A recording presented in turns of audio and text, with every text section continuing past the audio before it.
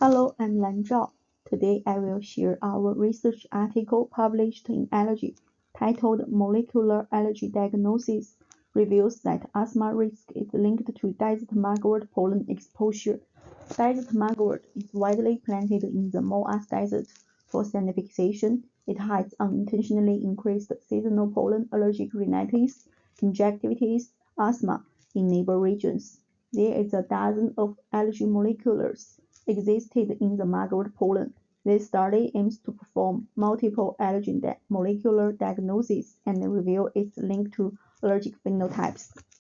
We recruited 135 Artemisia allergic patients from 3 regions in North China with different exposure levels. ET represents autocone in all those near Moas Desert with high Artemisia pollen exposure.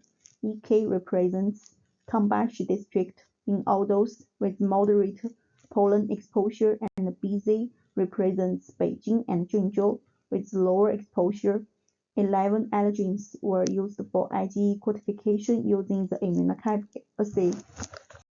Allergen molecular profiling showed major allergens, including RD1, RD2, RD3, RD7, and RD9. They found patients from ET with higher mugwort pollen load, showed higher IgE levels, broader polysensitization, and much higher asthma prevalence. Multivariable analysis indicated that the number of sensitized allergens and IgE to mugwort extract and RD3 were independently associated with asthma. A prediction model combining age, sensitized allergen number, mugwort extract IgE, and RD3 IgE achieved an AUC of 0.832, supporting precise allergy molecular diagnosis.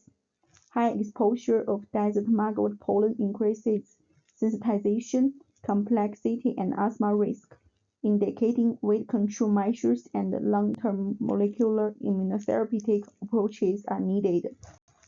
Thank you for your attention.